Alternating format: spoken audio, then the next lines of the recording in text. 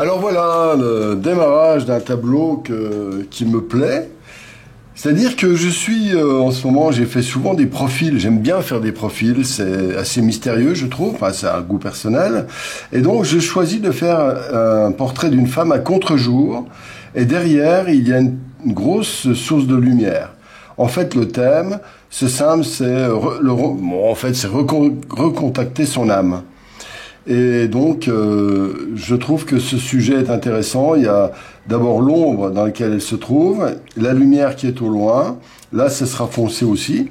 Et puis, il y a une notion de verticale qui va être comme ça. Voilà. Donc, c'est ça le sujet qui m'intéresse dans ce tableau. Donc, comment faire?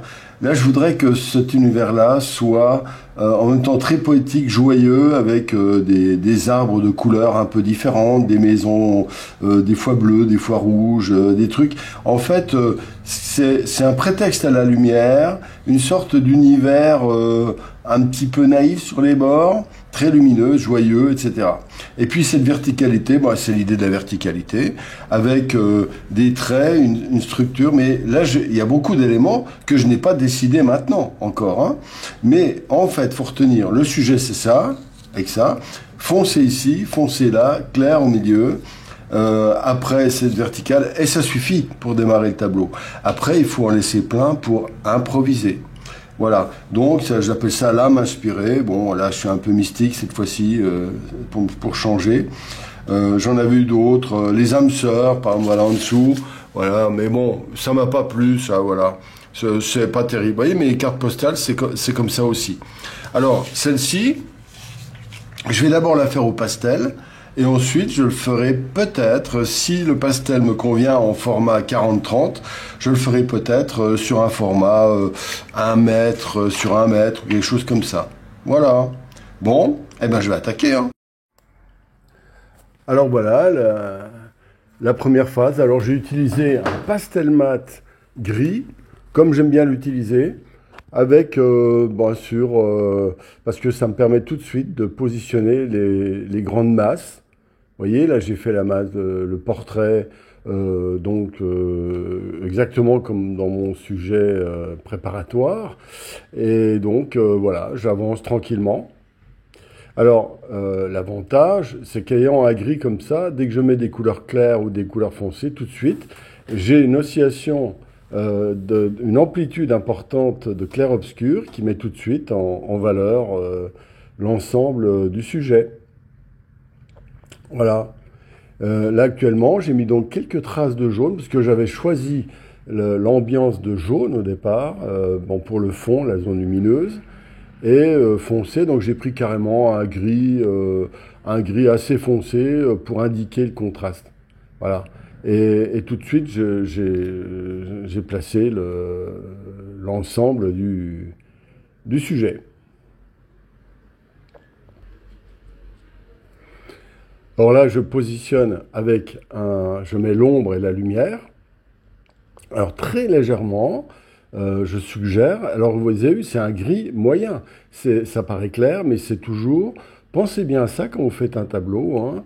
Il n'y a pas blanc ou noir. Hein. C'est souvent des nuances entre différentes sortes de gris.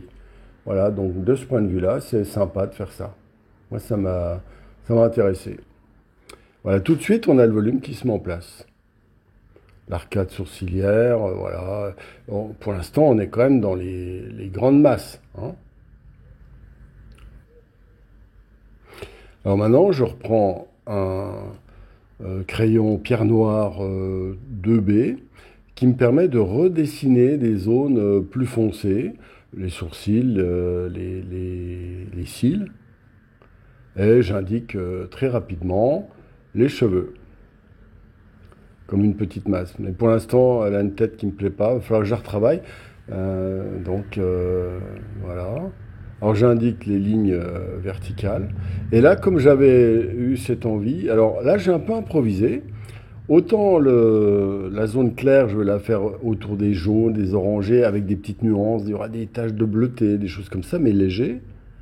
Par contre, l'arrière de la tête, hein, vous voyez, le premier trait jaune, c'est la limite c'est la limite du futur tableau, hein. Tout ce qui est après le premier trait jaune, ce sera sans doute coupé, en tout cas, ce sera pris sous l'encadrement après.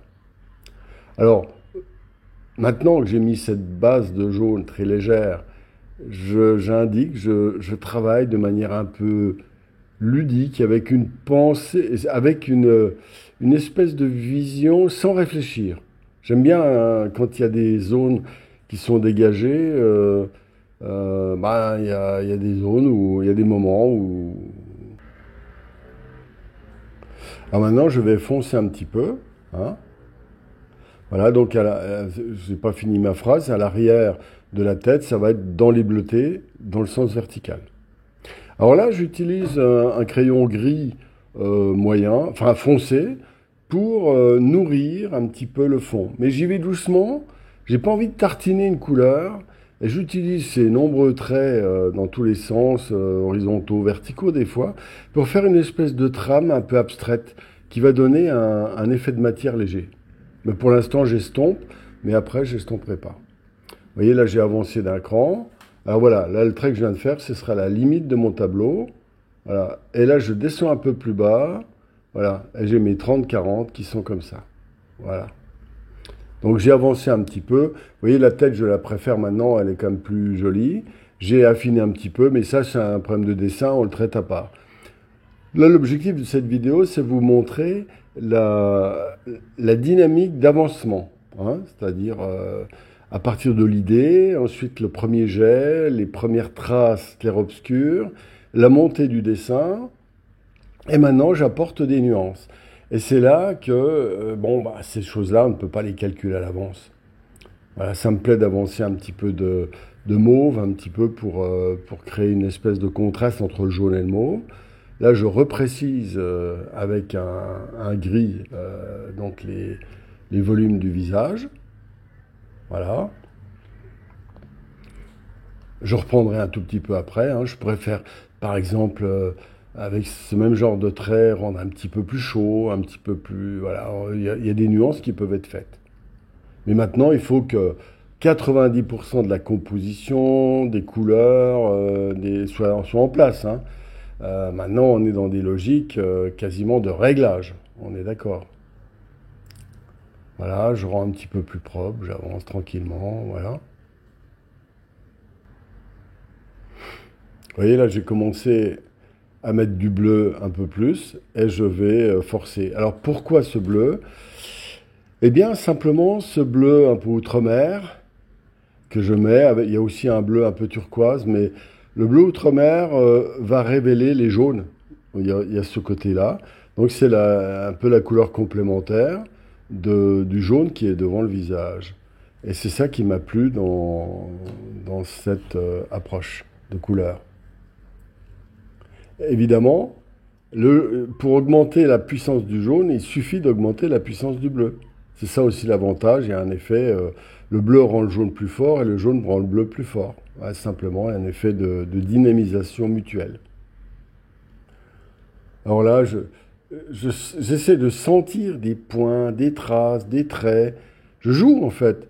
Mais c'est là où il y a une partie importante dans l'exécution des tableaux qui consiste à laisser aller, à ressentir. Là, tel point va rééquilibrer tel point, telle ligne va adoucir telle chose, etc. C'est un jeu extrêmement agréable. Moi, j'adore ça. Voilà. Donc c'est là aussi où la peinture, finalement, consiste à trouver sans cesse un équilibre. Bien sûr, au début, au niveau des idées, mais qu'il faut ordonner. Et à la fin, dans l'exécution, il y a une espèce de mouvement, de dynamique intuitive, voilà, qui est très plaisant à faire. Et à mon avis, qui à mon avis, provoque aussi, c'est ça qui provoque un plaisir esthétique, c'est-à-dire toutes ces lignes un petit peu abstraites, etc., ne sont pas des indications, c'est plutôt des portes ouvertes. Et le spectateur peut s'en emparer, et les faire revivre à travers sa propre conscience, et c'est ça qui est intéressant. Voilà. Et là, je crée un lien par des traits horizontaux pour éviter que ce soit trop vertical ou voilà. Et là, maintenant, je suis en train de modifier. Alors là, je me pose des questions. Est-ce que je vais glisser peut-être du mauve vers ce brun? Alors j'ai mis une petite pointe de brun. Alors pour l'instant, je vais laisser comme ça. Mais en fait, ce tableau est fini sans être fini. Parce que, comme je dis toujours, à un moment donné, il va falloir, comment dire, la finition. Voilà, donc maintenant, je signe, voilà. Et j'ai trouvé très agréable de faire ce tableau. La finition sera faite plus tard.